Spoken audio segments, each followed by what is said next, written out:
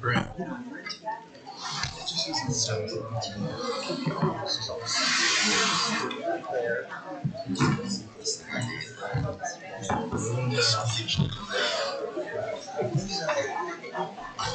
Okay, the time is 7 o'clock. So I will call the July 16th meeting of the Whitley County Planning Commission to order, please. It's up. So our meeting is called to order. I first ask that everybody stand and we will recite the Pledge of Allegiance. I pledge allegiance to the flag of the United States of America and to the republic for which it stands, one nation, under God, indivisible, with liberty and justice for all.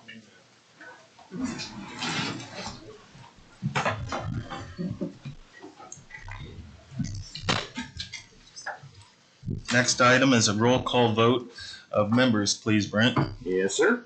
Travis Baker. Here. Chad Bank. Here. Dane Drew. Here. Brent Emmerich. Here. Jack Green. Here. Thor Hodges. Here. Mark Johnson. Here. Kim Kurtzessler. Here. Joe Wolf. Here. And John Woodmansey.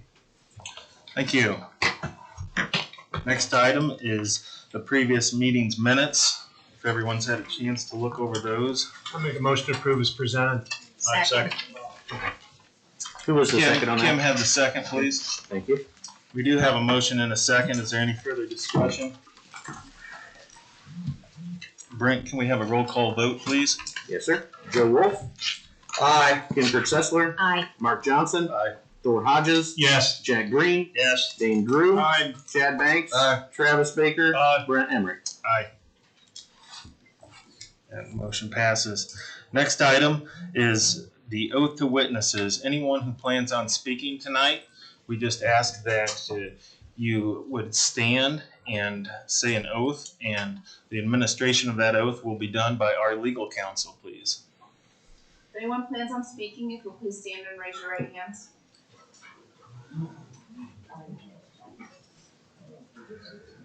It's better to just do it now if you're not even sure. That way it's just not.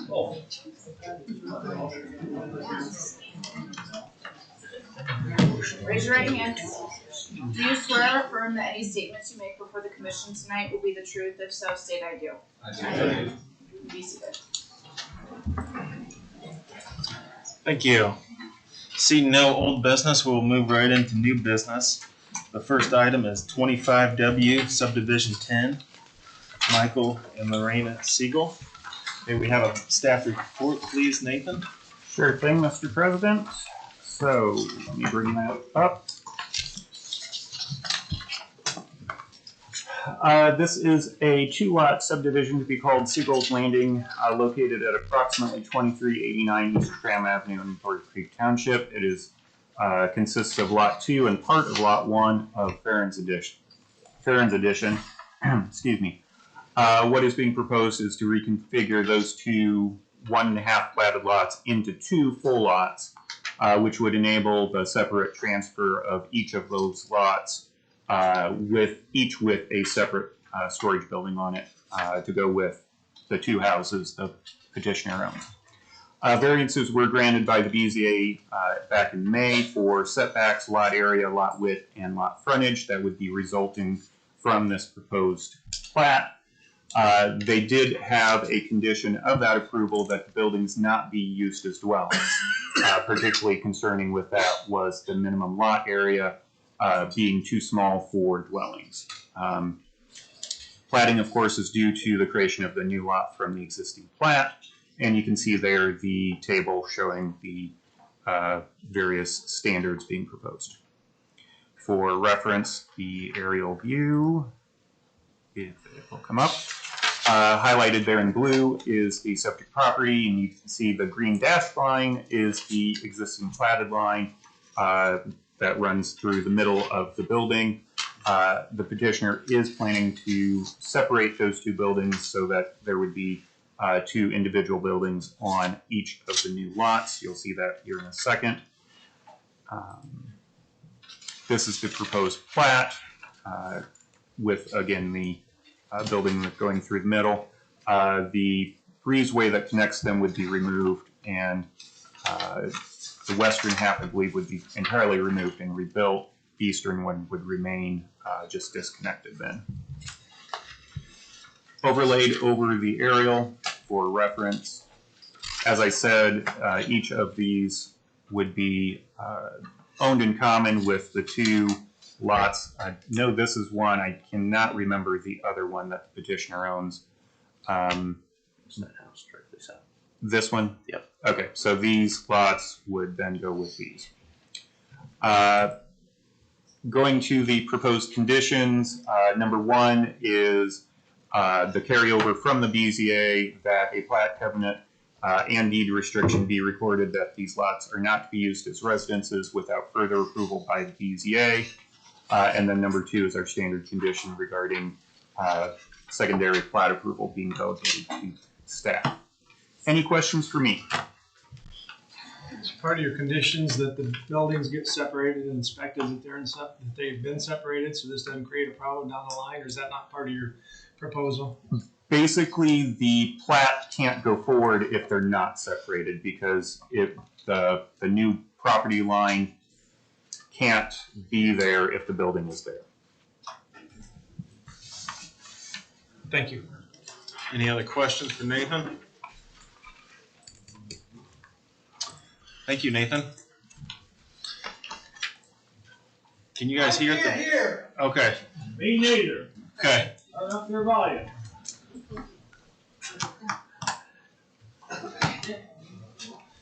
Everybody can just scoot your seats as close as you want.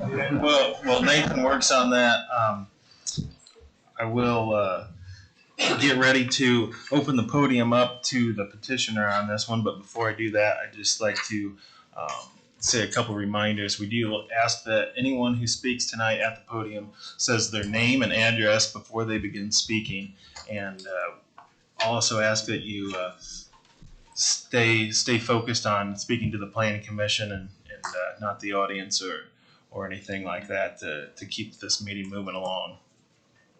And he still can't hear us. There's a chair right up here if you'd like to come up, sit in front. No. Okay. Okay. So at this time, the podium is open to the petitioner on this to tell us about your project. My name's Mike Seagull. I live at 2400 East Schram Avenue, Columbia City. And we own the lot in the back. We're just wanting to split it and have a garage go with each of the front lots. And splitting that building's gonna be easy for you? It's not gonna be a big job? No, I added the one to the east on 15 years or so. The other one's about 45 years old. We're taking it down now. Oh, you're tearing it down, just gonna Yeah, put and something then else we're on? gonna put a pole barn up on the west lot, the same size as the one on the east lot, 24 by 30. Planning commission, any other questions? I don't hear any. Thank you. This time I'll open up public comment for this petition. Anyone from the public? For or against? Hearing none, I've closed the public comment and turn the floor over to the planning commission. Motion to approve with staff's conditions. Second. We have a motion and a second. Any further discussion? Hearing none, may we go to a roll call vote, please? Brent? Yes. Joe Wolf. Aye. Kim Kurtzessler. Aye. Mark Johnson. Aye. Thor Hodges. Yes. Jack Green. Yes. Dane Drew. Aye. Chad Banks. Aye. Travis Baker. Aye. And Brent Henry. Yes. Motion carries. Moving on to the second item under new business, 25W Subdivision 11, LPM LLC. May we have a staff report on this, please, Nathan? Sure thing. Going to those slides. This is another 2-lot plat to be called Ludwig Farms, located, the property has an address of 8720 North 350 West in Etna, Troy Township. What is being proposed is to create one new building site and plat the existing home site. That 8720 address is related to the existing house. I would also dedicate right-of-way for the county road. Platting is due to previous splits from the 1979 parcel. These are the first 2 platted lots from the 2018 parcel, so no rezoning is required. You can see there the zoning minimums are met with this proposal. Aerial view for reference. For a little bit more reference, since there's a lot of topography, I figured it would be of use or of interest to bring up the contours as well. You can see that this is got a pretty steep drop off from the county road on the west side there on down to the legal drain that runs north and south on the eastern side. I don't remember total relief there, but I think it's about 25 feet between the two, maybe even more than that. The proposed plat, again, legal drain shown here, county road right-of-way over here, shown as dedicated. The proposed plat overlaid over the aerial. Proposed conditions, number 1 is our relatively standard septic requirement that 2 septic sites are to be determined and approved by the health department prior to building permits for primary structure.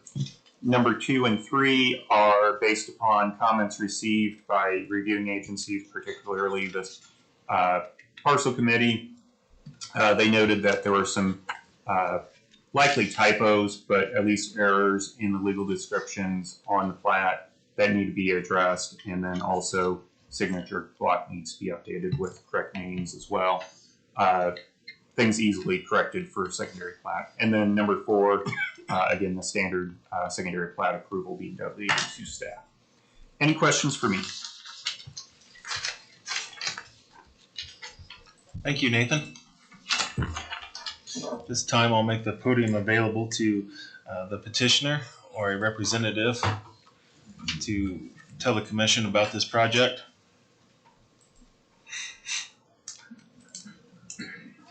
My name is David Ludwig, 20244 Florida Drive, Fort Wayne, Indiana. I'm the representative of LPM LLC. We purchased the property in 2005. Always had a plan to build a single family on the south side of the property, and it's just come time to do that. It's currently for sale right now, with the intention of selling it as 2 separate tracts. So it was more of a legality thing to do this. I did meet with the soil scientist earlier this week. I think he's gotten everything to the Department of Health, so we're good there, and all the other conditions are pretty easy to meet. That's all I got. All right, I don't hear any questions, so thank you. Cool. I'll open the podium up for public comment on this petition, for or against anyone.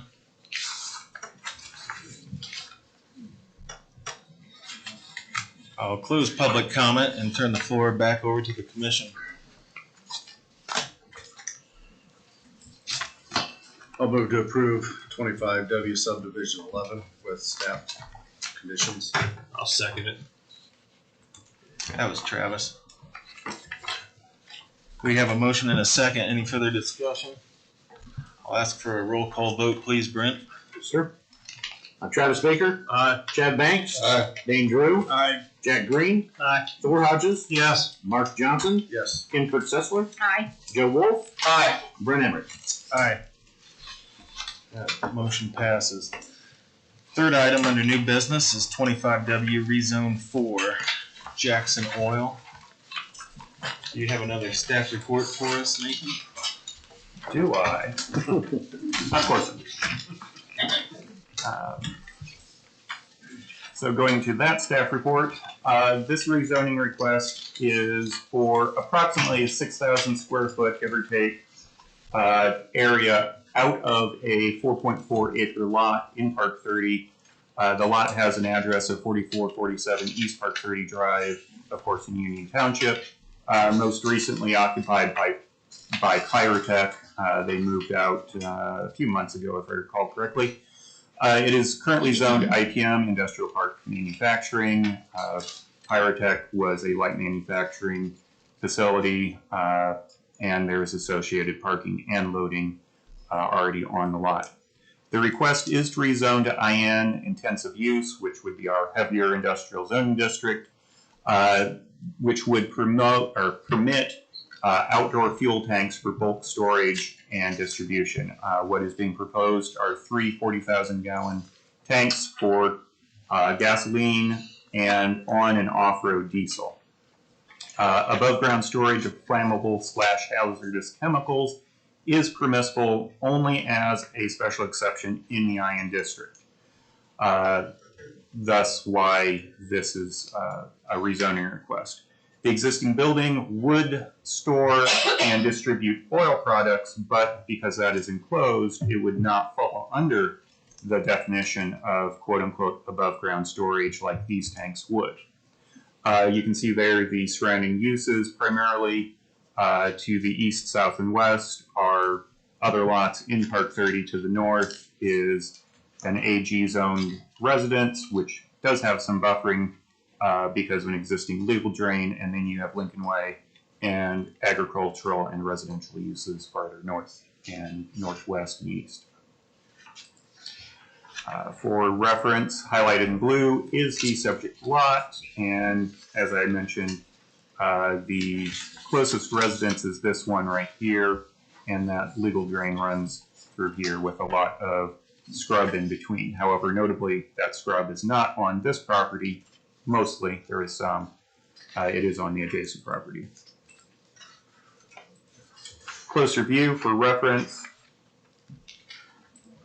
Here's the submitted site plan, illustrative site plan. The green area is the area that is in question. That would be where the bulk fuel storage tanks and loading rack would be. The orange area would be the loading rack from the internal oil storage. Loading rack by itself doesn't trigger the definition of above ground storage tanks, so it doesn't have to be rezoned. And then they also note that there would be a fence enclosing the backside of the property. That then yields the area to be rezoned, and this again is an approximate area at this point. Further refinement would happen if this goes to the stage of an ordinance. But that red box there would be approximately the area being rezoned to IN, intensive use. These are submitted examples from the petitioner of what the tanks would look like, and more specifically the rack as well. Note that, of course, these are not 3. These look like these are about 9. There would only be 3 tanks proposed here, or at least currently. The zoning map, everything except for Park 30 in the area is zoned AG. Park 30 is zoned IPM, has been for almost 3 decades now. And then again, the red box there is approximately the area being requested to be rezoned for this use. Going to the comprehensive plan, this of course is the future character and land use map. Zoom in on the eastern half of the county, and that red circle is where this is located, solidly within our quote-unquote employment center district, or character type, excuse me. Employment center generally is intended to promote uses that generate employment, large commercial, industrial uses. Along with that, you'll note that under the second guideline, commercial uses, both service and retail, and more intense industrial, including heavy industrial, can be appropriate in certain circumstances on a case-by-case basis. So it does recognize that, well, generally it talks about light manufacturing, light industrial, commercial activity. There can be cases where some heavy industrial may be appropriate. And you can read there the other aspects as well of the guidelines. More specifically, the uses that the comprehensive plan assigns to the employment center, character description, primary uses being that commercial/office and light industrial, secondary uses being less frequently seen but not out of character necessarily, commercial retail, intense industrial, civic institutional, multifamily, and parks and open space. In order to help limit this, in addition to this being a very small area, and our zoning code does allow for parts of parcels to be rezoned, so that doesn't happen too frequently, but it does happen for various reasons, and in this case that helps to limit the potential uses that go on here. I'm also still recommending that we further limit the uses through a use of zoning commitment to exclude off, even in that 6,000 square feet, these uses. So asphalt plants, heavy manufacturing, slaughterhouse, and so on, just to further refine the proposal. Going to the criteria, I think I've already talked about the comprehensive plan, current conditions. This is going into an industrial area. The aesthetics of this with the open tanks, outdoor tanks, is not necessarily in line with what is already in Park 30. While there are existing facilities that have, say, some filtration equipment, HVAC and stuff like that, tanks are definitely something different. One reason that they are put into a different category. However, some of that can be reviewed during special exception. This still would require special exception, so things like screening, lighting, these wouldn't generate much noise, traffic generation, stuff like that still could be reviewed by the BZA if this does go forward to help make this complement the overall area. Most desirable land use, I don't have a lot to say here. While it is somewhat more intense than the overall light industrial, it is still industrial and in an industrial area, so it seems like it would be desirable in that respect. Conservation of property values throughout the jurisdiction. Again, it's an industrial use within an industrial area. It probably could have some impact on the immediate vicinity, but again, being a special exception, that would help to mitigate any adverse impacts. Responsible growth and development. Let's see here. Again, industrial in an industrial area. Someone might consider this to be quote-unquote spot zoning because this is literally a spot of zoning. And because our zoning code does allow for partial zoning, there may be times that such spots of zoning is appropriate. We've talked about that before, being aware of the ramifications of unduly approving a zoning that may not be appropriate else or approved by somebody else in a similar instance. So the use of this in a small area in order to limit the uses probably outweighs the connotations that have come with being spot zoning. It's my suggestion, at least. And then finally, the public health, safety, and welfare. Again, my suggestion is that if it's kept at a small scale, and again with the limitations of this proposed zoning commitments to further restrict the land uses, likely public health, safety, and welfare would not be adversely impacted at all.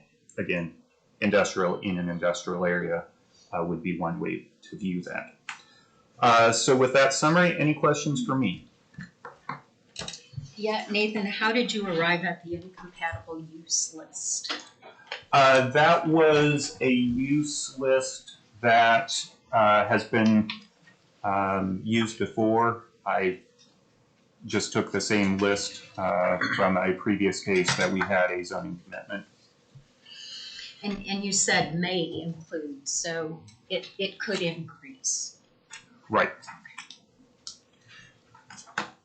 Thank you. Any other questions for Nathan? Are there any other similar land uses like this in the county that are above ground fuel storage? In the county's jurisdiction, not that I'm aware of. Of course, we have United Oil on the east side of Columbia City along Business 30, but that's in the city's jurisdiction. You also have, And actually Brent brings up a good point. Cider Mill Propane is bottled gas. It's a propane dealership, and bottled gas is actually allowable under IPM. Let me go back here and see. It is a special exception under IPM. However, when you have liquid fuels, it triggers the need for special exception under IM.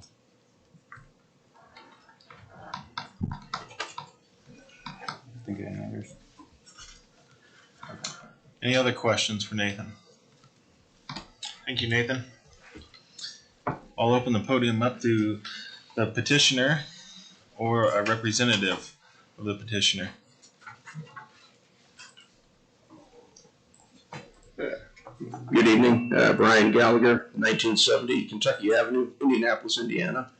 I'm the general manager with Jackson Oil and Solvents.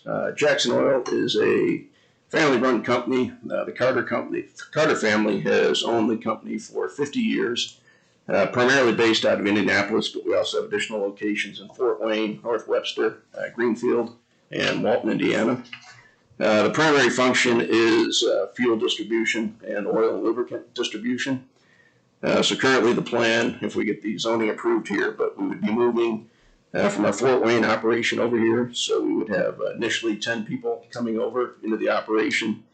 Currently we have open positions for 4 additional people that we're looking to hire for this position.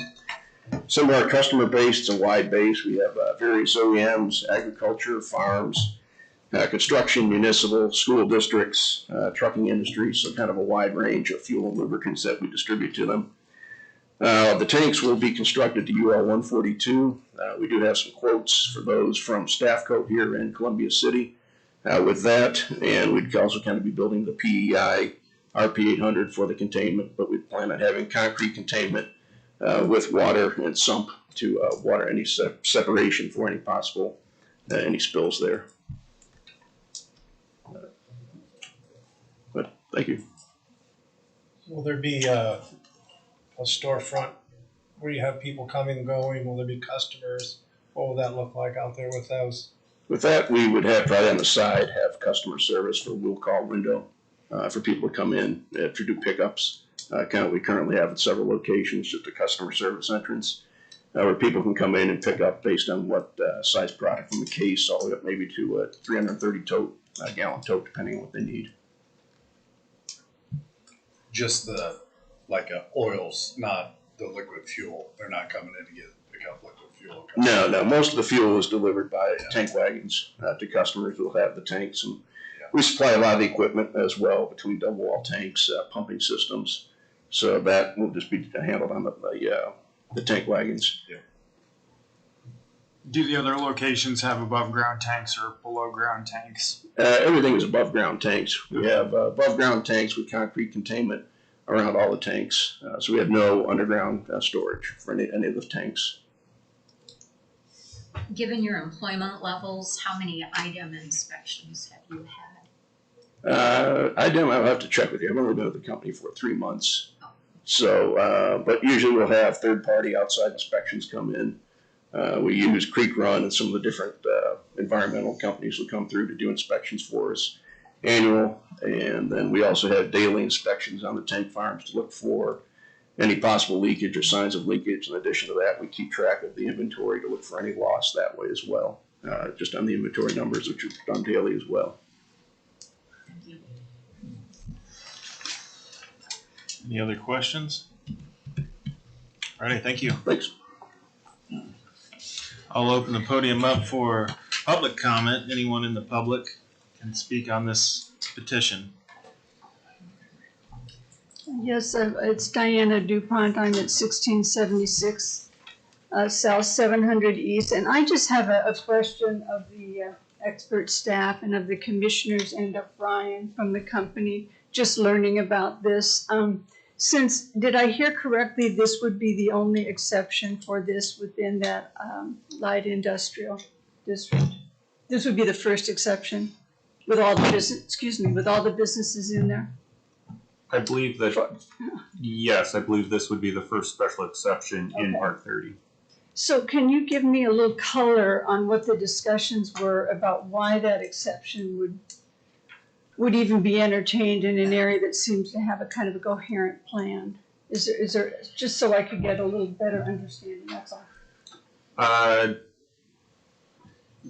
It is not our department policy to deny people the ability to file for a rezoning. Mm-hmm. So I can't say entertained is something that staff does. Okay. But how about you all then? Do you think, is there any indication to give some consideration to the fact that this would be an exception and that for 30 years that has been a light industrial area, budding in agriculture? I'm just kind of curious, and residential. I'm just curious what you all think about it, that's all. What kind of, did you have discussions before we got here tonight, or? And is it worth even discussing? I don't know. I just thought I'd ask because it seems like it is an exception. And is there another area that didn't have these kind of characteristics of residential and agriculture, and the fact that that is a unified light industrial area? That's all. And Brian, where are you? Why are you moving from Fort Wayne? Tell me that. Building in Fort Wayne is an old grain elevator. Oh. The grain elevator from way back when Jackson Oil acquired that. Another company back in about 2000, but the building I think is possibly may have been constructed back in the 1800s, late 1800s as a grain mill. I so see. It's time to move on and grow limited the size we have in that current facility on the inside building. And did you look at any other sites in Whitley County? We've looked around between Fort Wayne and Whitley, and this came available. It's a good opportunity. Do you have to retrofit besides the tanks and what all? Are there other aspects of the building that you have to retrofit? Now, the building itself, the exception is the customer service entry. I see. And then we have the side loading for the multiple movements. Mm-hmm. That'll be the two main that we would have as far as modifications to the building, but everything else would be exact condition of the fence surrounding the property as well. Mm-hmm. Okay, well, thank you for that. Well, I think my only consideration or offering or thought on the matter would be I'd give some serious consideration as to why there would be a special exception here in that area, and just make a list of what makes sense and what doesn't. And I understand what you're telling me, but I'm just wondering about our representatives, what you all think, and could you kind of open it up for us and let us understand what your thinking is, or unless this has to be clear.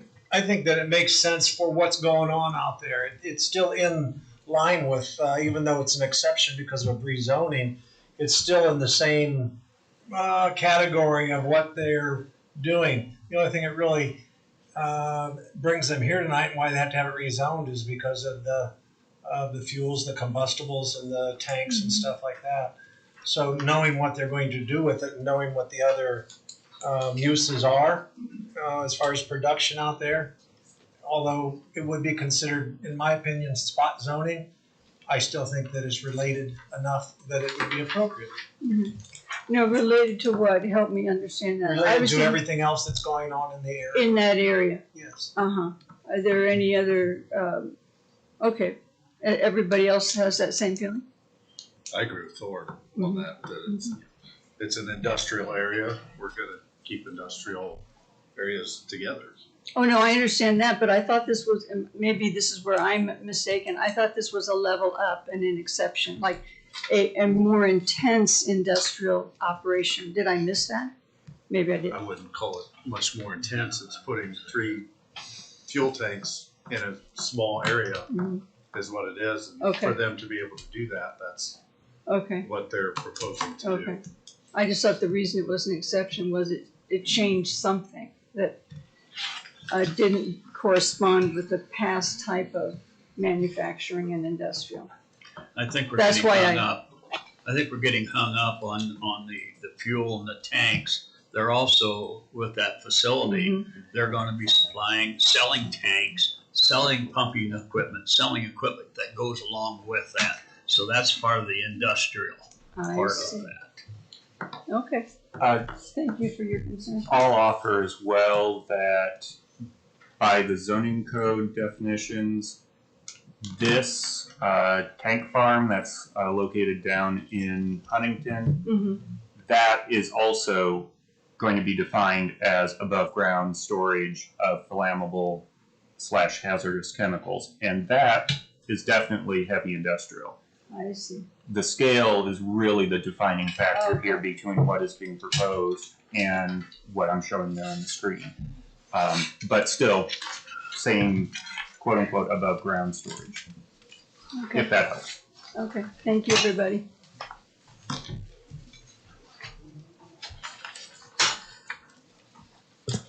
I'm Brian Emmerich, 5865 East State Road 14, Columbia City. We own 6 acres across the road. I'm the CEO and owner of Restoration Medical Polymers. It's a company we started about 10 years ago at Micropulse and then moved to this location.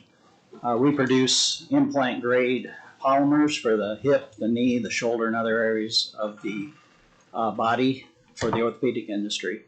So I just wanted to make the Planning Commission aware that, we're a highly FDA regulated business right across the road. 45 employees. We can triple the size of that facility. It could be 100, 150 employees there, down the road at some point. Next door you have Stereogenics, which is e-beam sterilization of medical devices.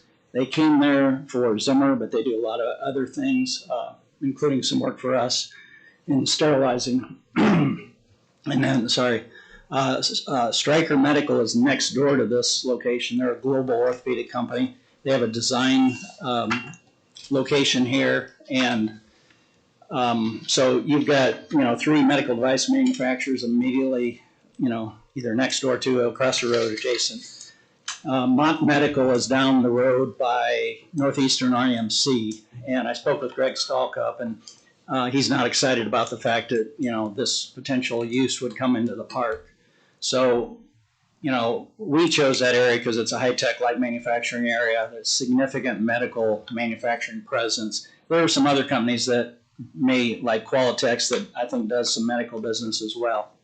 So you've got a significant percentage of companies in this park that are medical device manufacturers. So different class, I have nothing against the distributor of oils and, fuels and all that. We use it too. Not sure that it belongs in this park, Rail Connect or, Gateway, some of the other parks, I think it would fit better. The other thing I think about is the employment numbers, 10, 15 people, maybe 20 down the road. And that building, I'm not sure how many square feet it is, but you could put 100 to 150 people in there in a light manufacturing scenario. So, the economy's good, buildings are selling well. It's a sweet spot of a size of a building, so I don't think we need to feel like there's no other use for this building. We got to settle for this use to have 10 or 15 jobs. I think it would be better suited, more compatible to wait it out and get the right use for that building. So I did not reach out to Stereogenics because they're a large national company. I don't even know where the headquarters is. They've got a lot of locations all over the country. Nor did I talk with anyone from Stryker. They're a global company, so they have plants all over the world. They're 15 billion or whatever in revenue. So I don't know what their opinions are. I know Greg Stalkup, CEO of Mott Medical and Sites Medical, does not feel like this is a good compatible company to have in this industrial park. I think that's all I have. Brian, what's your concern? Safety, pollution, what with your business and what you've got going on? What are your concerns with having this business there? I'm confident that they would do a good job with containment and all that kind of stuff. I think it's more. I would not have located there if 9 years ago if that was there, just because. Everything from customers visiting, Stryker, like I said, they're a global company, and this is their extremities design kind of headquarters for now. But companies like Stryker make decisions, at a global level. So if they don't like the neighbor, I mean, it would be nothing for them to close that and, move on. I'm not sure how many people they have there, maybe 40 to 60, I'm not sure. So, when our customers visit, I mean, they look around them and, it does make a difference. Is it going to put us out of business? No. I mean, it's just the nature, the feel of the park has been high tech and, with a significant medical manufacturing component to it. And, if I go back to the economic development impact as well, that's a nice building. It's, how many square feet is it? About 50. 50,000. So employment levels in a building like that, could and should be 50 plus. So Brian, your objection is mainly to the type Yes. of Right. industry it would be attractive. Yeah, I don't think it fits with, light manufacturing, basically with the flavor of the rest of the park. 5 Stars, a beer distributor, they're down on the end. For whatever reason, there's 3 of us that grouped up right there in the middle, and then Mott Medical built a new facility, which they have a beautiful facility right next door to Northeastern RMC. So, yeah, we live in a highly regulated world in the orthopedic industry. I mean, the FDA, our people on our plant floor can't drink or eat snacks or anything out on a plant floor. I mean, it's a very sterile environment. So, we can't control what's off our property or anything, but, my opinion is it doesn't fit. Thanks.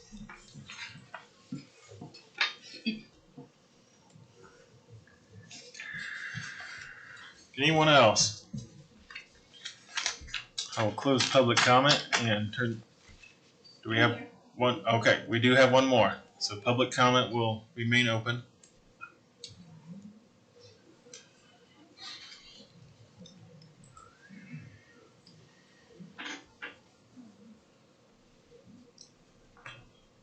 Hello, my name is Cheryl Rice, 4449 East Lincoln Way, Columbia City, Indiana. And this property we're talking about is 4447 East Lincoln Way. So I have some concerns as a resident, the property owner. So first of all, thank you for letting me to voice my concerns and inquiries. And basically this is on the map there. I'm across directly north, across Lincoln Way.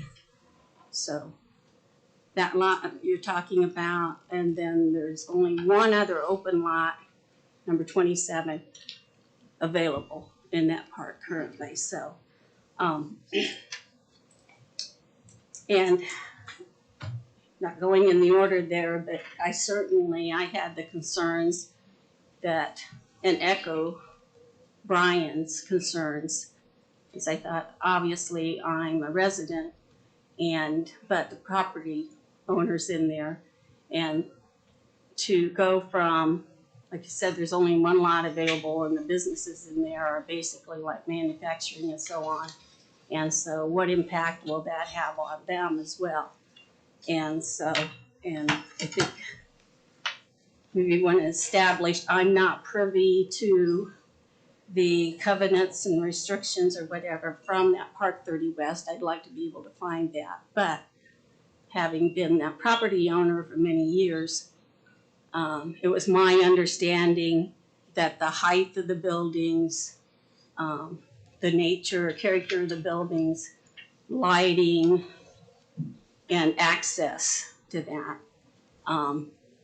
There was no access that was going to be entrance or exit to Lincoln Way there, which I have concerns about traffic and noise and all of that stuff there. So like I said, the concerns and questions of the impact the property of mine and the businesses and the whole neighborhood. The lighting, the environment, fumes, odors, hazardous toxins. Has there been any environmental studies done, or, emissions, or just, Has that been done or considered? I don't think that's part of what they're requesting to do there, emissions. Well, I meant emissions from their deliveries or, you know, just noxious fumes, odors, whatever from there that would affect the air quality and all of that. Is that something that gets considered? No. Tankers are like this, and no open patch there. You wouldn't really have any smell or odors that go across the property lines from there, from the loading of tank wagons and loading and offloading from tankers. Shouldn't have any concern as far as odors, anything like that. Okay. Well, I know I followed diesel trucks before, and that just isn't pleasant, or the odor or whatever. And so, and the hours of operation, I know it says on here is 6 a.m. to 5 p.m. So would that be, and is it 24/7? No, it's 5 days a week. Primarily, we put that a little bit of 5, more like 7 o'clock in the morning to 5 o'clock. ADJOURN, it's Monday through Friday operations there. And that's for deliveries?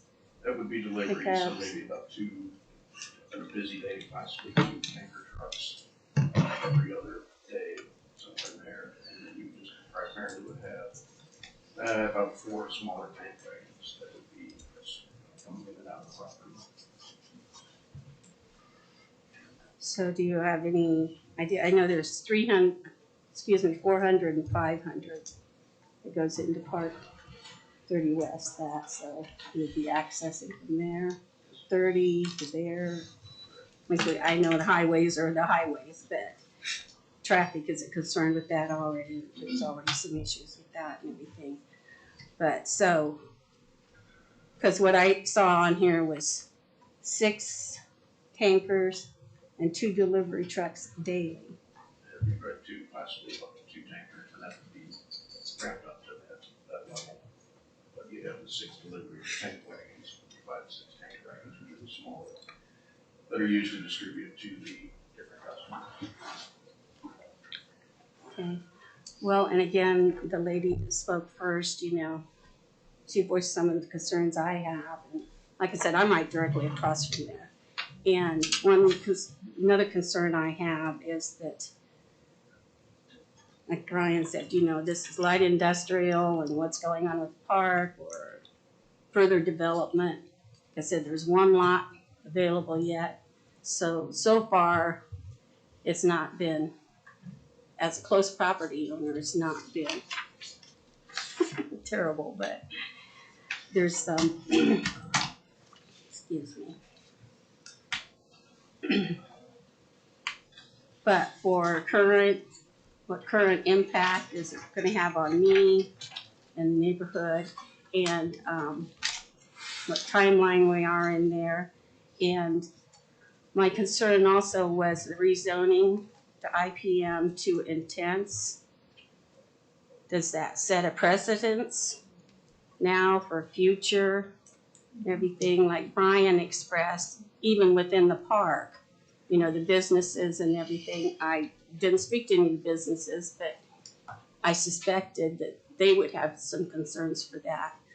So, and with the location there, that lot number 27 is adjacent, that's open. It's the only lot left open in that part, is adjacent to this lot that you're proposing. So again, you start as precedence, is it a stepping stone to further then? And there's 4.4 acres, I think, for the existing that you're proposing, and that one's 2.4, so wouldn't it be easier to just expand? You know, I mean, these are just some of my thoughts and concerns with that. And the size and the exact location of the tanks. I know you said something about L42 or whatever, I don't know, but from the picture that I just saw earlier was Because I know there were restrictions on the height of the building. You know, basically you have boxy buildings, things like that, but if you're gonna put up.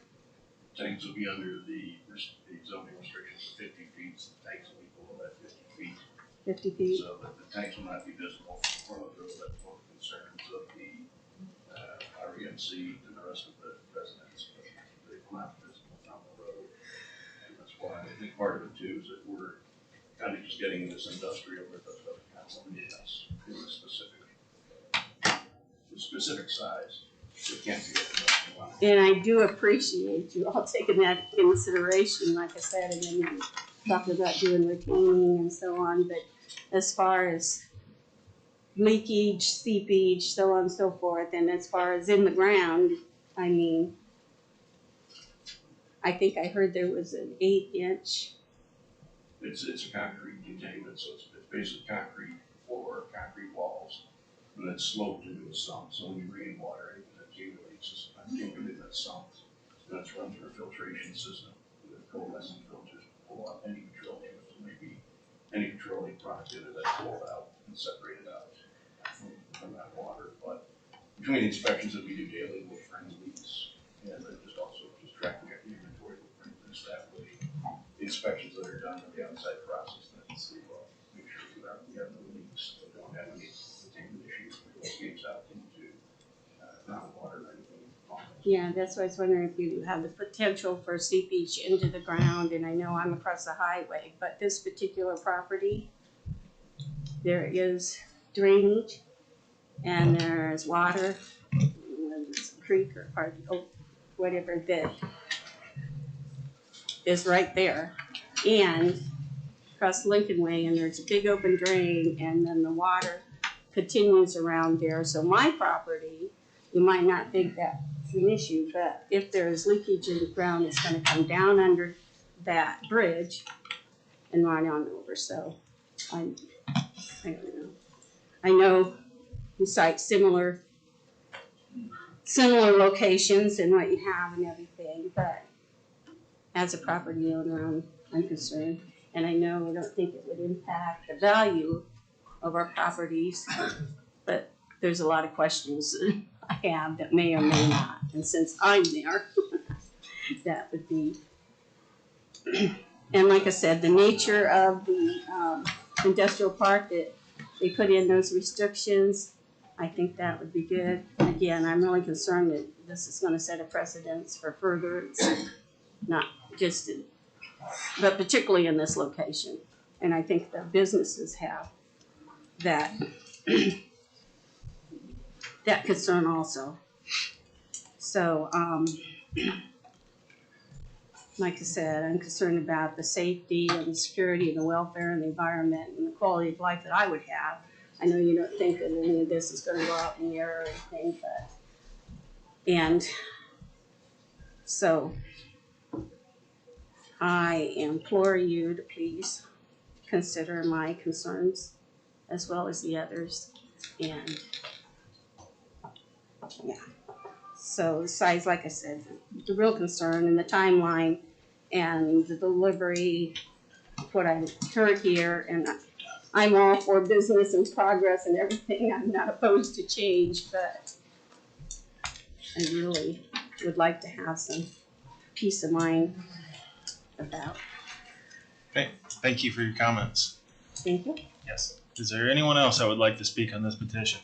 Come to the podium, please. State your name and address.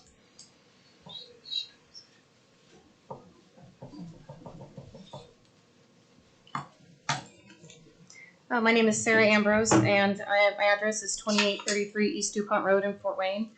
And I represent the property owner for the adjacent property, MedDev LLC, which leases their building to Stryker. I just wanted to express that we also have concerns about this use being right next door to our property, and how it will look right next door with the tanks. And I know there's going to be a fence, but it won't cover everything. And we would just like to also kind of preserve the current tenant mix. And we also are concerned about the potential impacts if there's any spills or anything like that. So I just wanted to note that we are also are against this as well. So. Question big concern, it seems like 80/20 or some of the other heavier renewable lights, some of the other manufacturing that's currently in the industrial park. Yeah, if we can't hear you, so if anybody wants to speak, I would ask that you come to the microphone so everybody can hear. But anyone else? Public comment is open. Okay, public comment is closed. Planning Commission, the floor is yours.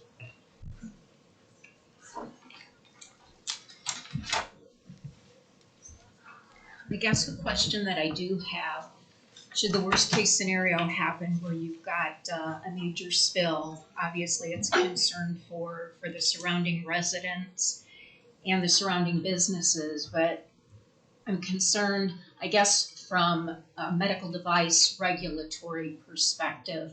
Is there anything specific, and this could be directed to Brian or the woman who just spoke, anything that the regulators would require your particular businesses to do over and above what would be normal if you had a spill that was not on your property but within the vicinity?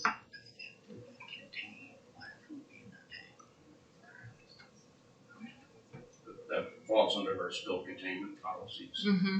So with that, we would have, if it was outside that area, we just have portable containment vans, containment trucks that go out and clean up any spills based on where they may be customers. So that it's not like those are done immediately as soon as they're reported. So we don't have that where it sticks out and it stays around for a while. It's taken care of immediately. Thank you.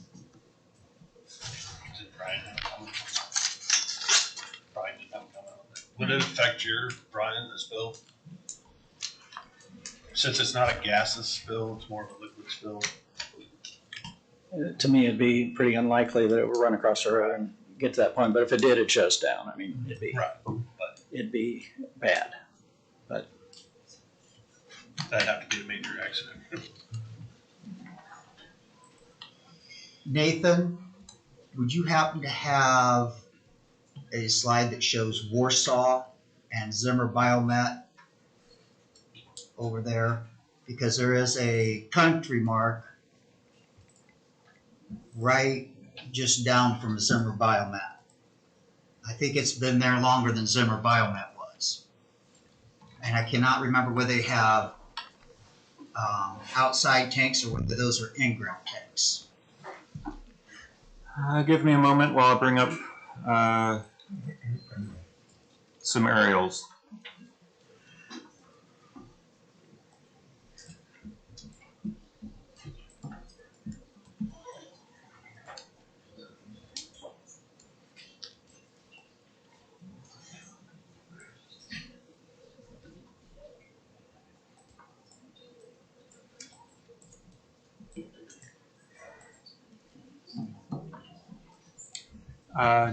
Which biomet location are you talking It'd about? be the location along US, just north of US 30, right behind the R&B car lot. Okay. Over by And the airport. country mark would be just to the west. They're accessed by that road that goes on the south side of the airport. Country mark. It's like right across the street from Walmart.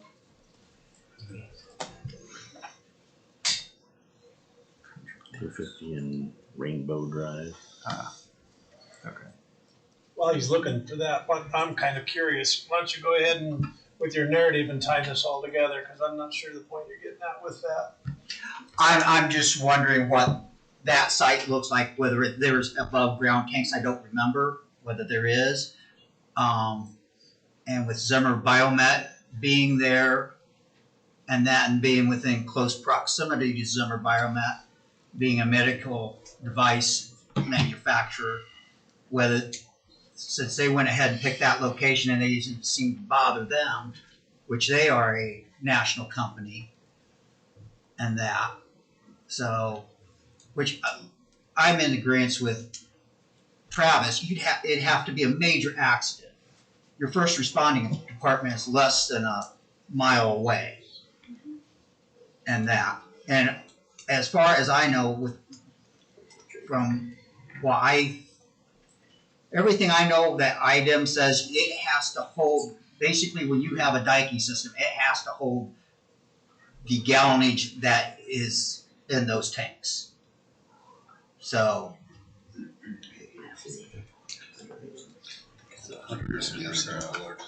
So here is the street view of the Country Mark location in question.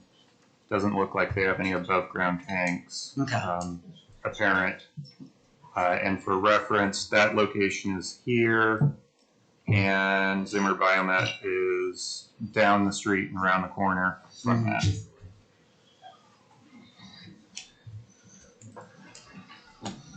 Thank you for looking that up, Nathan. Of course. Any other questions?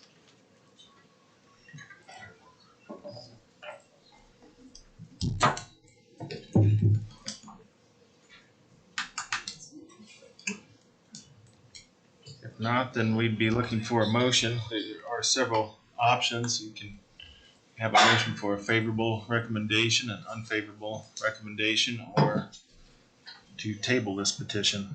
Or no recommendation. Or no recommendation. And then it goes to commissioners. Correct. The commissioners can agree with or override any recommendation that Yes, is we put together. And I'm also suggesting the zoning commitments to restrict certain uses as well. So that could be a part of the motion.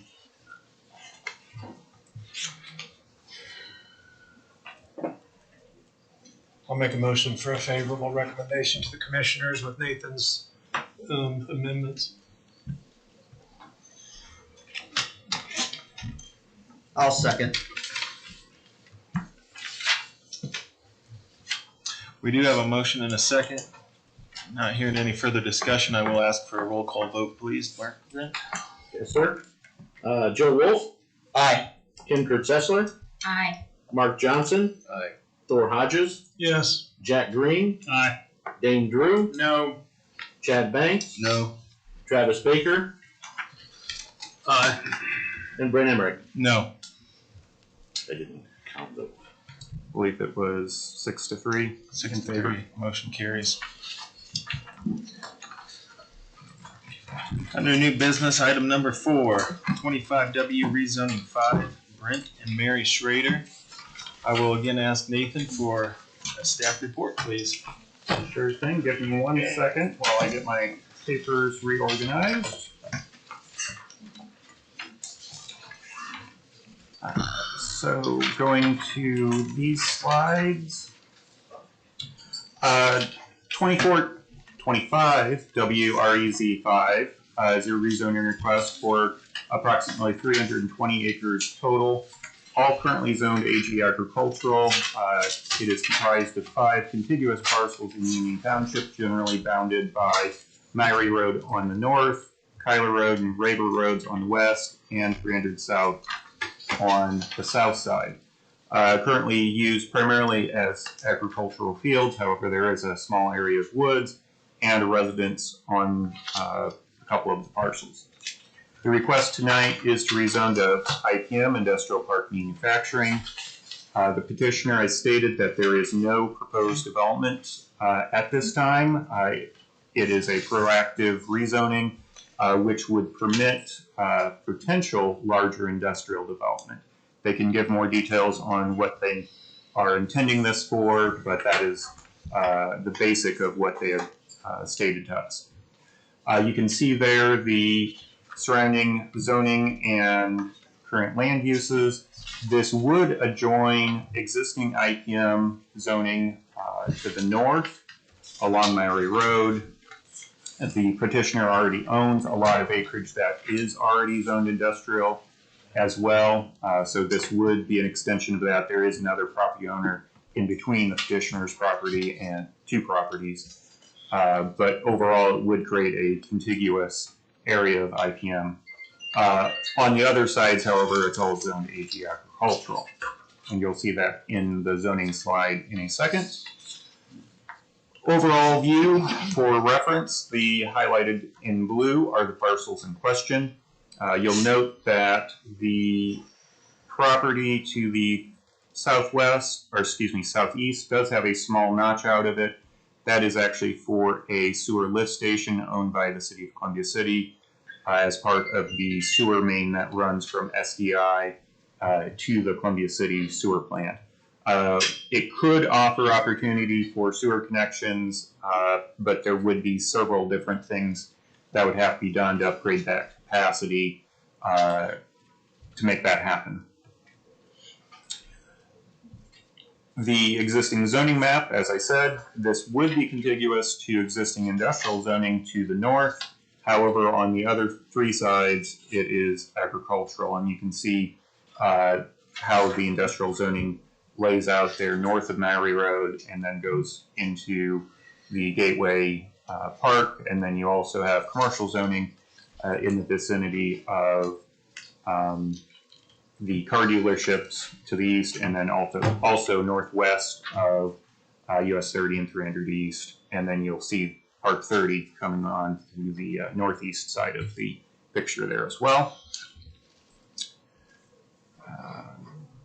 Closer view for additional reference, you'll see there along Raber Road.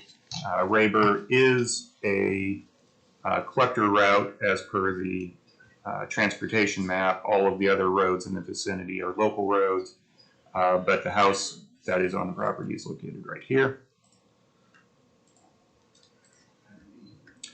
Again, for reference, floodplains and drains, there is a legal drain that is on the northernmost of these parcels.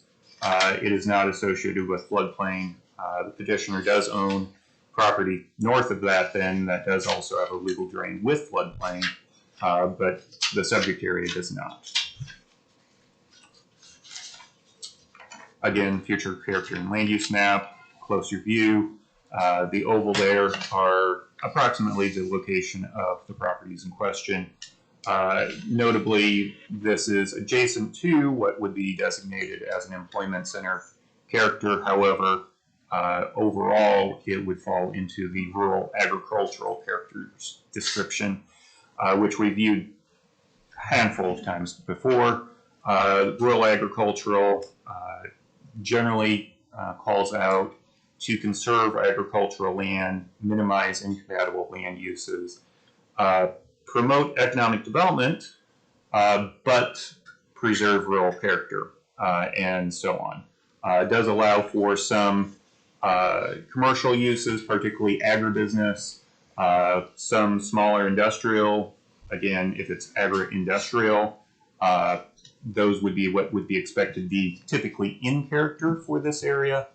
However, the idea of a large business park probably would not be in character and would not fall into what would be expected for the rural agricultural character.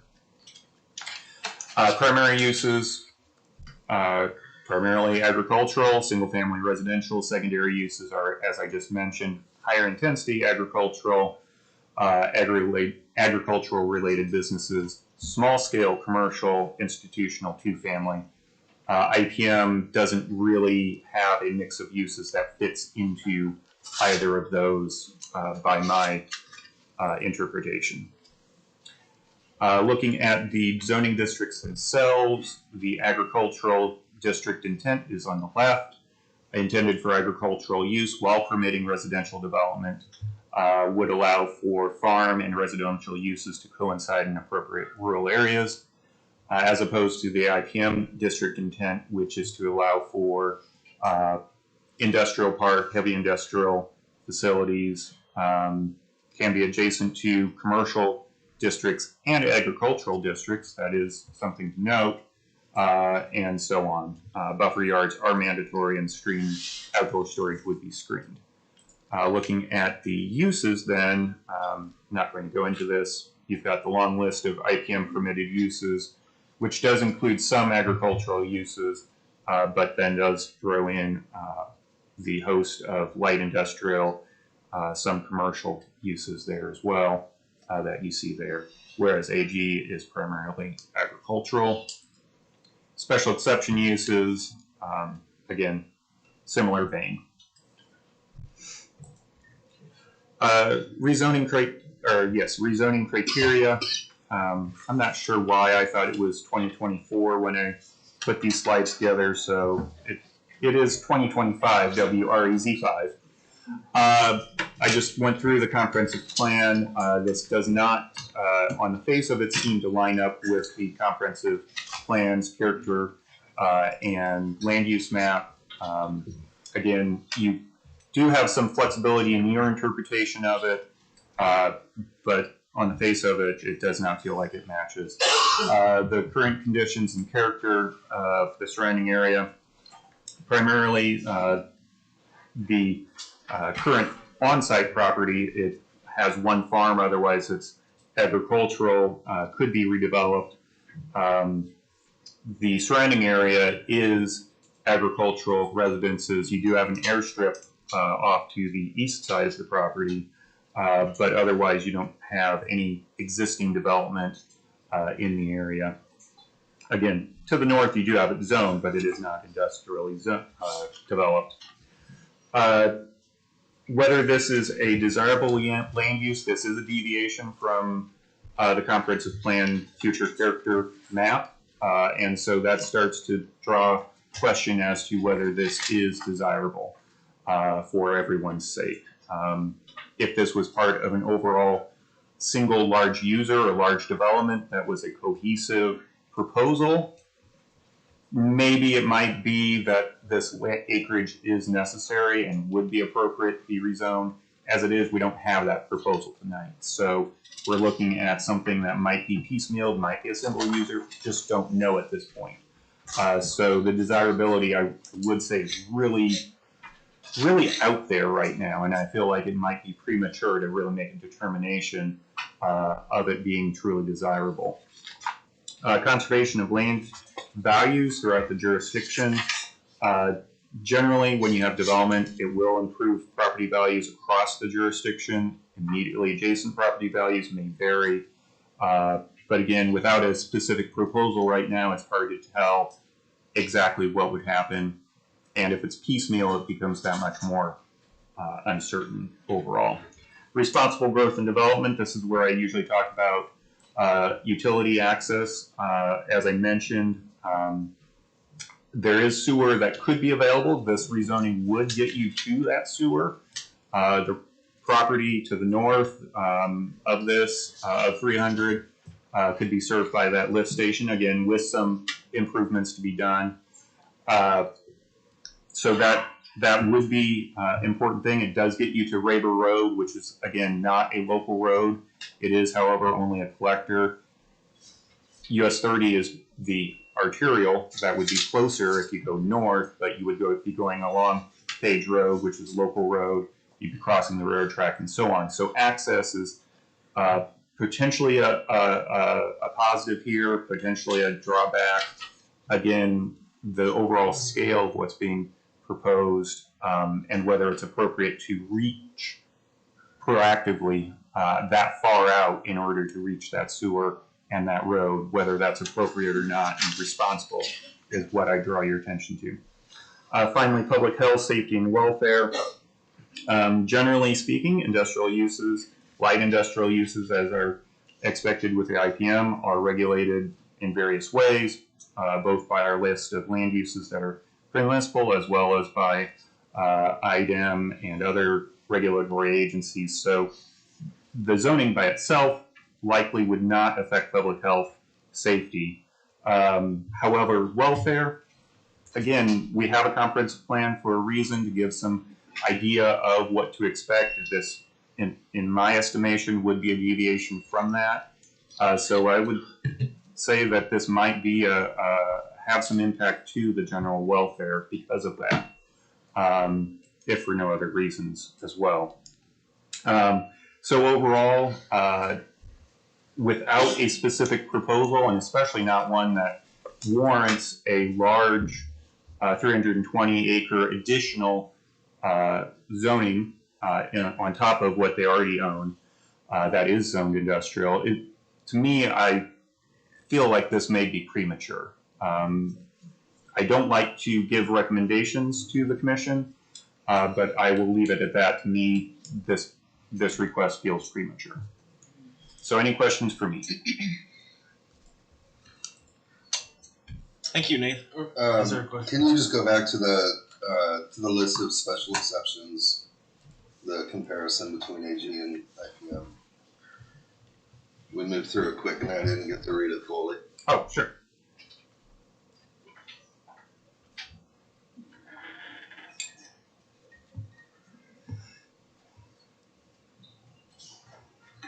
I'm good. Thanks. Anything else for Nathan? Thank you. I'll ask for the petitioner or a representative of the petitioner to please come to the podium and explain the project, please.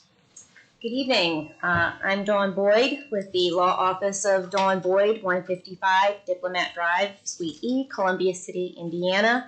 I am here on behalf of Mr. Brent Schrader, who's the petitioner in this cause. He is also available to speak if you have any additional, more specific questions for him that I am not able to address. I would like to start, Nathan did do a very good job, comprehensive job as far as explaining how the different requirements are met in the statute. I would like to kind of go through some of those myself and just kind of reiterate that the comprehensive plan does make allowance for some deviation that are not detrimental for overall use. Chad, you had asked about seeing some of the special exceptions and trying to see the differences between the special exceptions between the ag and the IPM district. I would like to point out, and first and foremost, I know my client did ask that this is not, he is not in any way attempting to bring a solar farm into his property. He's not looking to do that. I guess that had been an issue in the past, but that is not the purpose for which he is seeking this rezoning.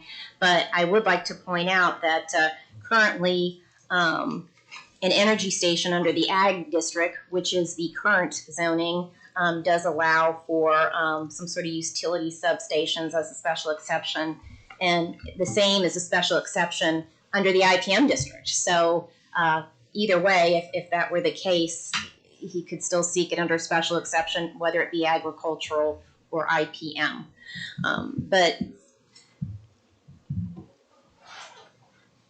I know specifically he does not have a specific use in mind, as Nathan had explained. Basically, he has been approached by several companies that have expressed interest in purchasing his land, provided that it does have the proper zoning in order to bring in business and industrial property, businesses and industrial uses for that purpose, and to increase jobs and tax base in the community. So that is one of his major. He's had, I think, about 3 different companies approach him as far as being able to purchase this land, but their intended use is not necessarily agricultural. They're looking to bring in more of an industrial use. As Nathan explained, even though this is surrounded by agriculture, it's currently in agriculture, it's not that far of a deviation. As you look at the property to the north is also zoned industrial. Nathan, I don't know if you can zone out a little bit further on the map, but there are other surrounding industrial areas that are not necessarily adjacent to this property, but it's not that far off.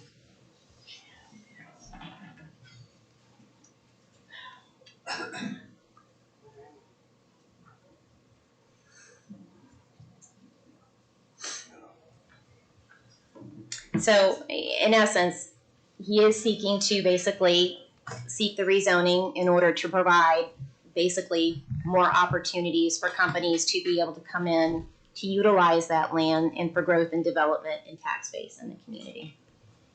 And I need to probably have some more specific questions that I'll ask Mr. Schrader. Probably he would be able to address those as well.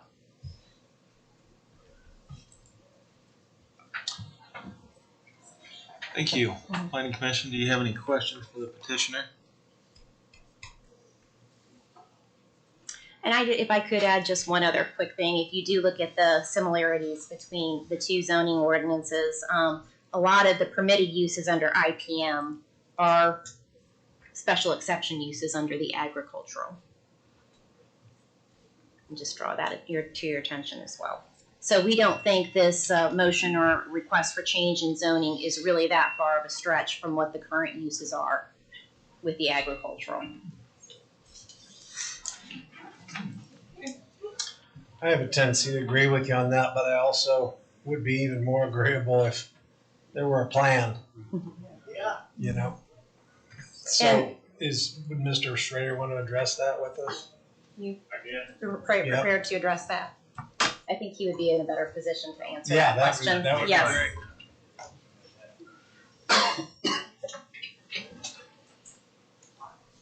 Brent Schrader, 2393 East Mallory. Actually, you know, it pre-stated that I've had some people that maybe one guy last week wanted possible 3 50-acre tracts. I had a guy yesterday call me wanted 160 acres. You know, I'm not sure what they wanted. They wanted to know if I could get it zoned industrial. I said, I don't know. I'm actually trying to do that. So, again, I don't know their uses. They didn't expound their uses. So, you know, one of them was a Zachar company in Fort Wayne. So I'm sure that it was some kind of an industrial something. So you look at this as probably more of an opportunity to create an industrial park more than just selling it to one person for a use. Is that what you're I'm open to anything. Somebody wants to write a check.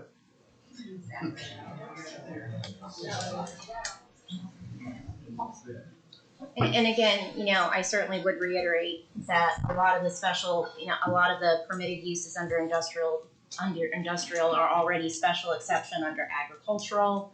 And certainly, even if there are the permitted uses, I mean, they're going to have to comply with the other statutory criteria related to whatever industry or whatever business comes in, and they're going to have to comply with other planning and planning development criteria as well. So it's not like somebody's going to come in here unaccounted for and then start putting up an industry or putting up an industrial park with no accountability whatsoever. So. Correct.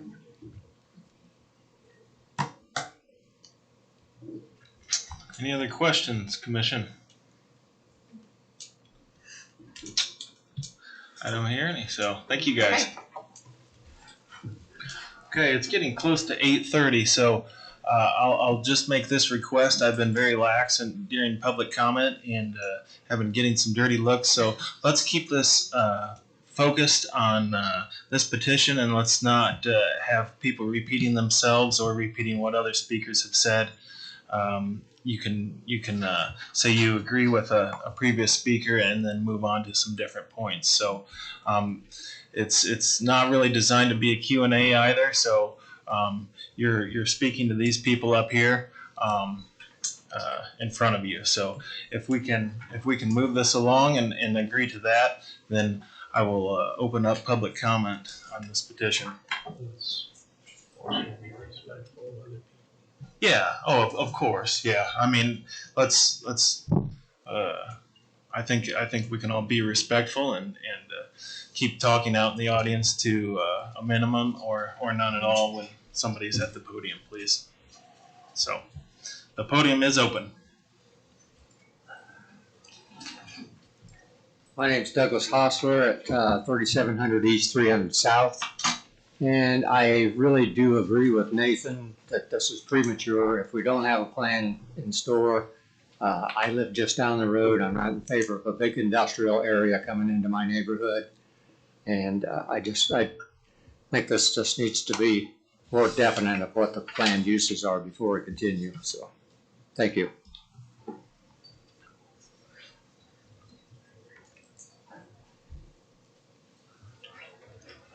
Kirsten Vaughn, 2675 South 400 East. My husband and I, we moved out here from Fort Wayne, and we really love the agriculture, the farms, and really it's quite beautiful, all the animals and kind of the essence of that area. And my main concern is that if the industrial park comes in, it kind of sets a precedent that the farmland will be up for sale, and I'm concerned about further industrialization of the surrounding agriculture, because that's a huge plot of land. And then, then what the next excuse would be, oh, well, I'm connected, I can make that industrial. And my concern would be what this is going to look like in the future and what kind of precedent it sets for the future. There is also a bald eagle couple that's like across the street on 30, and a lot of the animals in this area, they depend on contiguous pieces of land. And I know that there's coyotes, there's wild turkeys, there's so many animals and stuff out in this area. I live a little bit of ways, but I know that there's a huge herd of deer, and so my concern is just like what this would look like for the future and what kind of precedent it would send. And yeah, so that's pretty much it.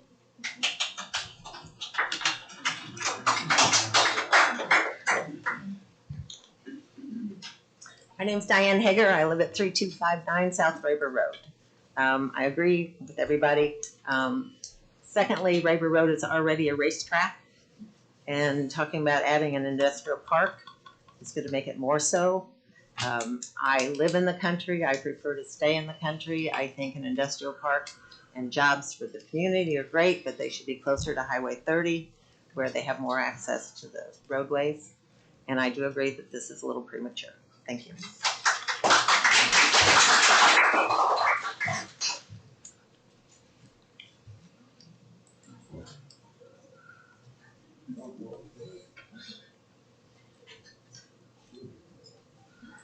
Hi, I'm Denise Puckett. I live at 580 East, 200 South, and just sitting out in the audience watching the board go over everything, just someone to tear down their garage. You guys needed to know everything, what he was doing, measurements, and then someone comes up and says, you know what, I want to rezone, but I don't have a plan. I just got a guy that's going to give me a check. I think that's extremely irresponsible for the board to even consider this by saying, we don't know what they're going to do. And then you had Jackson Oil come in and say, gosh, I'm going to have a containment system. There was a lot of very good questions about that, and that got approved with a lot of discussion. And for you to even consider this, I think would be very irresponsible.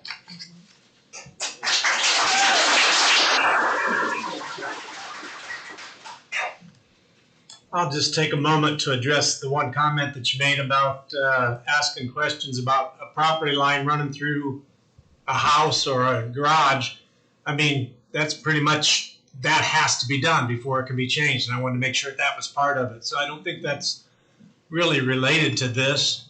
I appreciate your comments. I don't necessarily disagree with you, but there's certain restrictions and laws that have to be covered to make the change.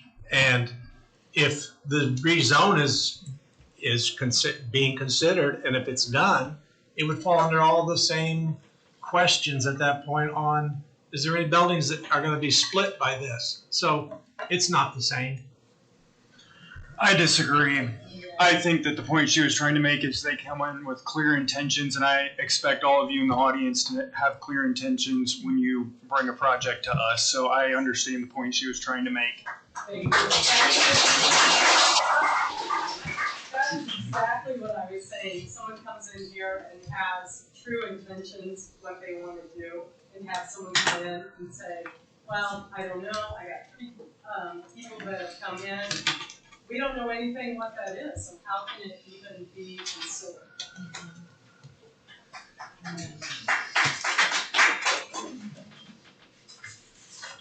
Well, the reason that it can be considered is because the Plan Commission's responsibility is a commission that's put together by the commissioners to do work, to make decisions, to have meetings, and to pass things forward to them. Any decisions that are made obviously go to the commissioners for a final decision. Anything that anybody comes to us, just like Nathan said earlier, it's his responsibility to make sure that he does a very thorough staff report.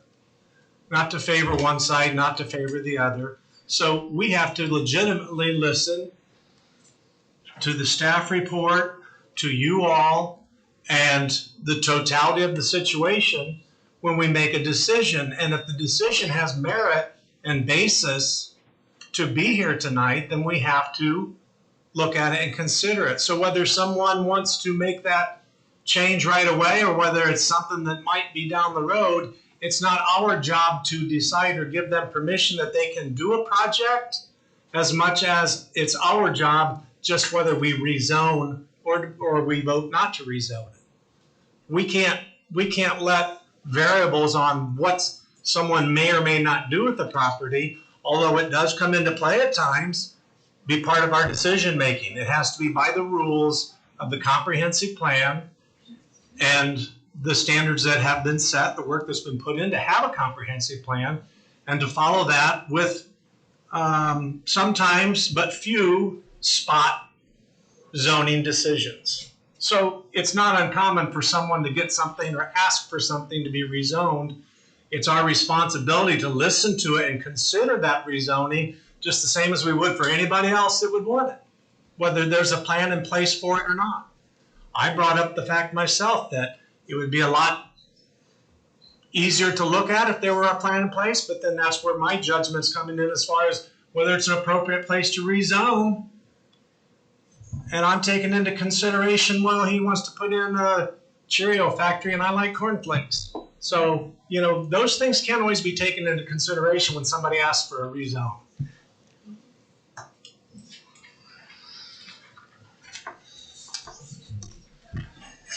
Podium is open.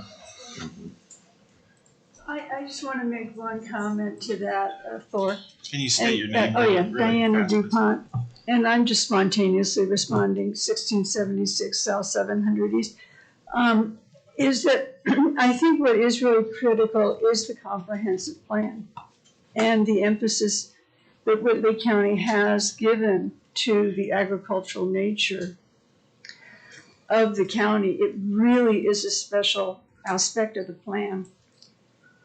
And so that point does, I think, have a great deal of bearing on what you just said. It's not just like anybody can come in here. You have to and just examine it without any other criteria. The issue of the plan and the agricultural emphasis of the county seems really important and really special, and I really am happy for the commission and the way it honors that. So that's all I have to add to that. Thank you.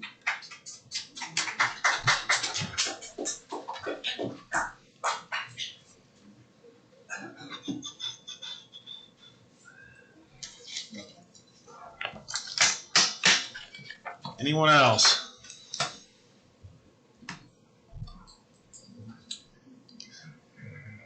If I'm Kirsten Vaughn, 2675 South 400 East. The other concern, which maybe some people have already said, so I do apologize, but I just want to make sure that it's stated, is that we bought our property specifically for the agricultural nature of it.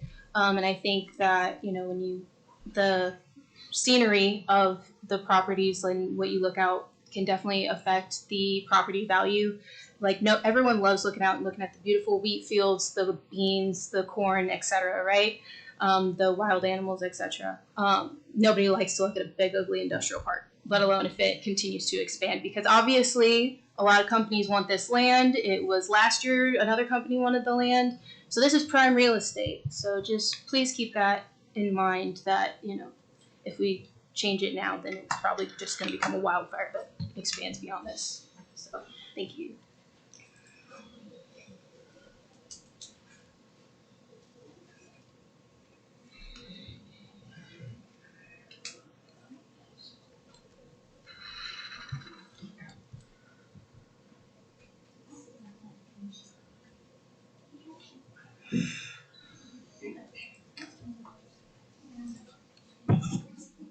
My name's Bruce Hazelat. I live on Washington Road at 3651 since 1986.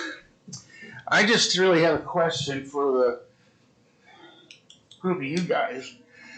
Last year we went through a lot of this, and I was under the impression that the county now has an ordinance that says this cannot occur unless all contiguous property owners that are not participants sign off on it. Contiguous means within 1,500 feet. Is that true? What you would be referencing is the solar code. That's what has. So that only applies for rezoning for solar? That only applies for rezoning and development plan for solar, yes. That was my question.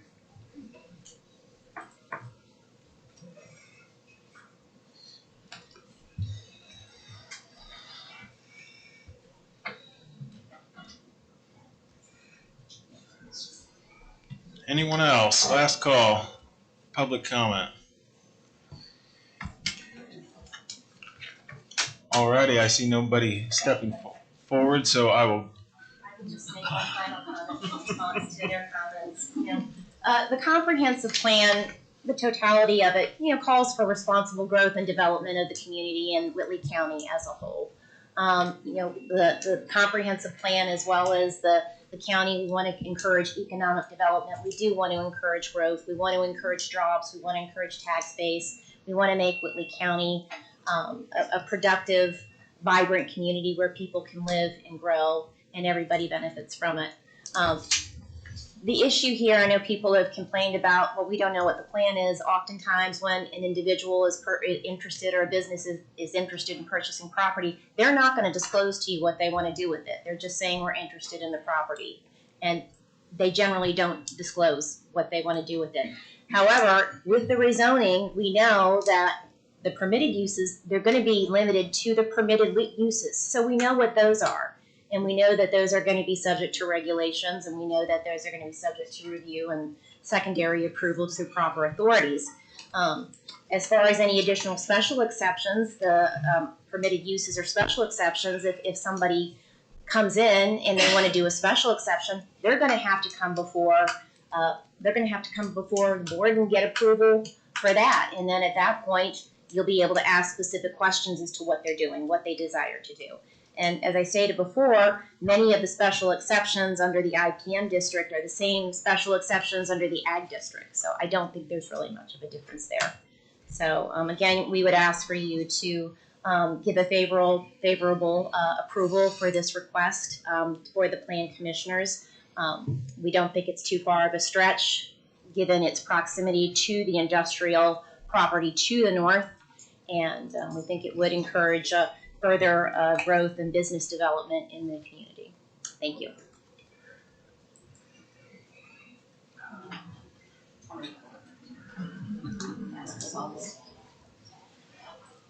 Hi, my name is Terry Mowry, 3935 East Mowry Road. I've been there for almost 19 years, married to Brent Mowry.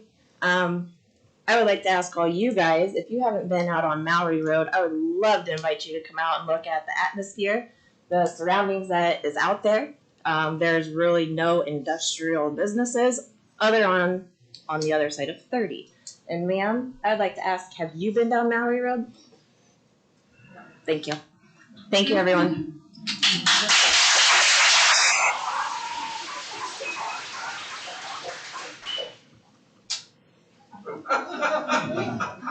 And the spelling on Mowry Road would be Mowrey.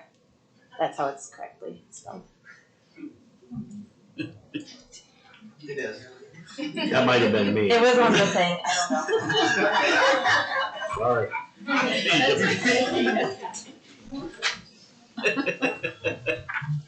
Right? You got to keep an eye on those guys. I know. Sometimes I miss an E. Kirsten Bond, 2675 South 100 East. My only question is that if there's really no difference, then why are you rezoning in the first place? And it really doesn't make sense to me, obviously. It feels like there's something under the surface, and I know you're a lawyer, so you're good at that. But it really concerns me that, it feels like there's something, like a hidden agenda here. And so it's like, this is like the first step in the door, and then once you open the door, then what's going to come through, you know what I mean? And it's like, I feel like obviously rezoning is the first step to then trying to get something, and then they have more of a reasoning to be like, well, it's industrial, so I'm allowed to have this here. And then they have more of a reason to push whatever their agenda is for whatever he's willing to sell it for. And I understand he has his stuff and that's his property. However, it does affect everybody else, and that environment, I would hate to see an industrial park there of any type, honestly. Go to the other side of 30, go where other industrial parks are. Why don't you expand on those versus going into the farmland and all that stuff? Thank you.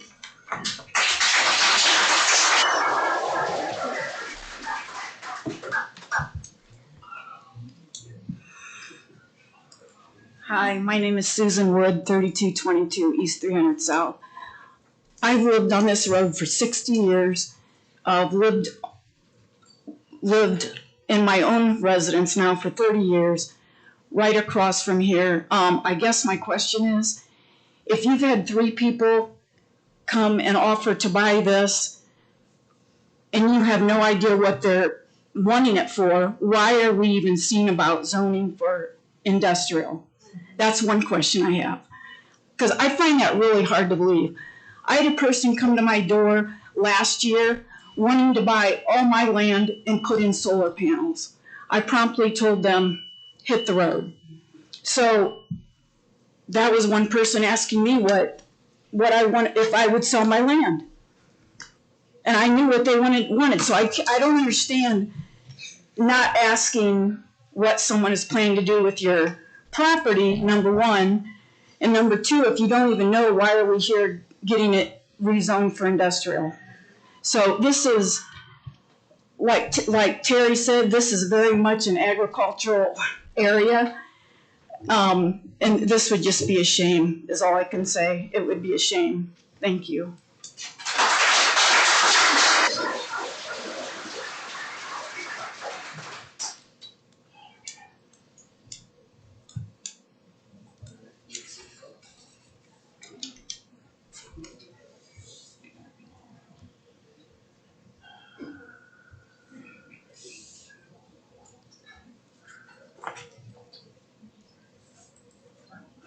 Good evening, gentlemen, ladies.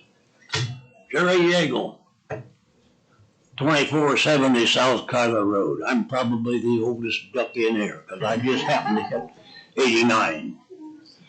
Now, we're going to put this with not a solar system anymore. We went through that rigmarole, found out it was going to get shipped way out of state. Now here we are, we're going to zone this industrial again. Now, you go over here between Old 30 and New 30, and here's a driveway, and we got little riff-raff enterprises called factories. Now, that's just what we need out there. It's peaceful and quiet, and we aim to keep it that way. You get that in there, and you're going to have all kind of riff-raff you never thought about. So I suggest, before you nod your head, oh yes, that's what we're going to do, you give it a real good think. Now, Brent's a pretty good farmer, and he's a neighbor of mine, and I intend to keep it that way. But you give it a good think before you say, oh yeah, that's what we're going to do. We're going to go into industrial, and we'll show what Whitley County can really do things. Thank you so much.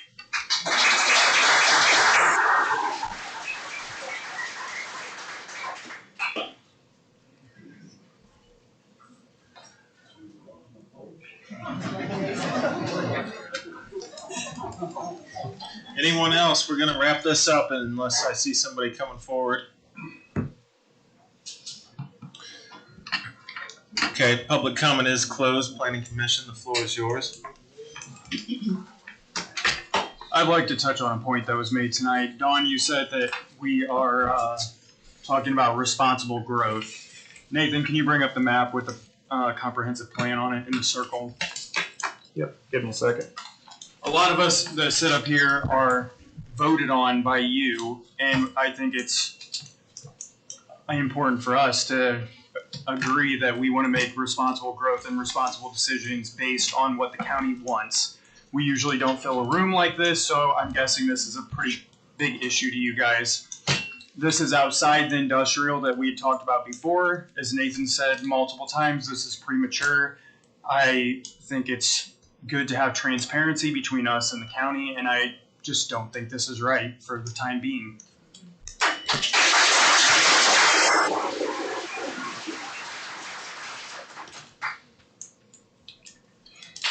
Nathan, I have a question. People were talking about precedent setting, and I'm just wondering in the recent past if we have ever voted on a zoning proposal, rezoning proposal, with such little information. I'm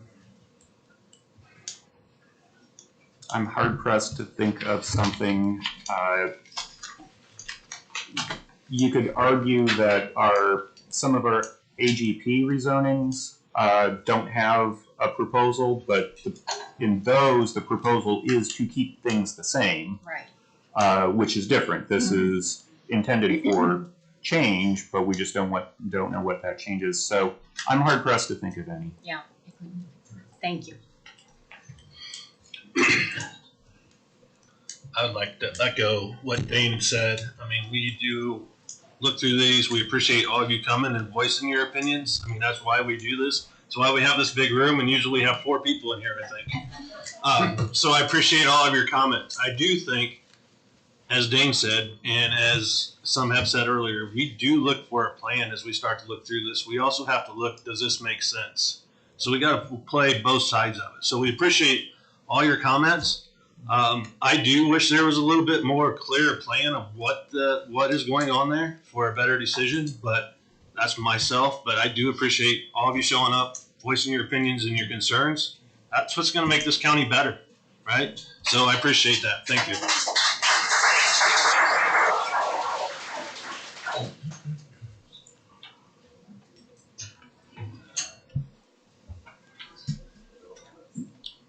I guess based on what we've heard tonight, I'm going to give 25 West Rezone 5 an unfavorable recommendation. I will. You want to go ahead? Go ahead. I second. Travis. Any further discussion? Okay, we do have a motion and a second, so I will ask Brent for a roll call vote, please. Yes, Mr. President, we have got Joe Wolf.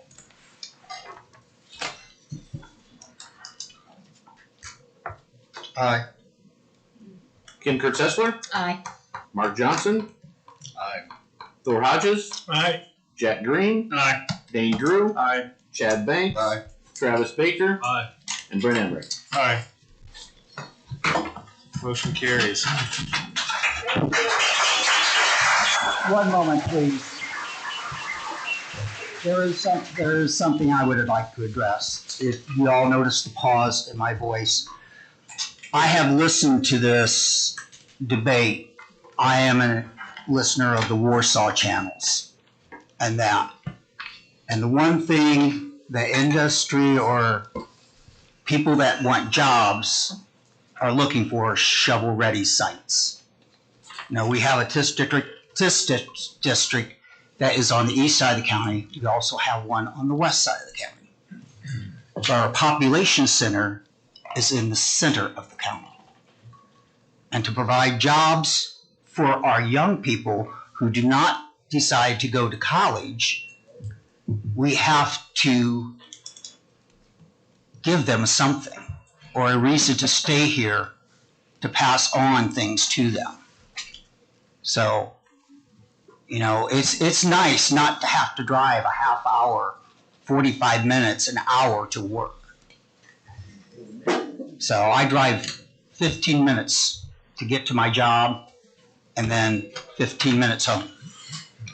So, but I Travis and Dane both, we make these decisions looking at both sides. Sometimes we have to play devil's advocate.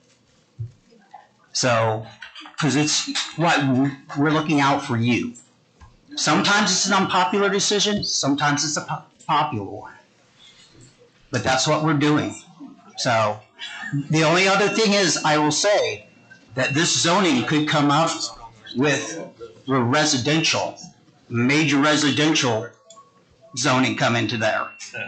If you want to look out into the future, you've got to weigh your options. Thank you. Thank you, Joe. Alrighty, so only other thing we have is anything from staff. You got any reports or updates? I just want to draw your attention to the agenda. You may have noticed under your names on the agenda that you also have your appointments and terms. That is to make the agenda compliant with a change in state statute. It's not just for additional information on the agenda, but that was something that was changed effective July 1. So Thank you. highlighting that. That was a good reminder.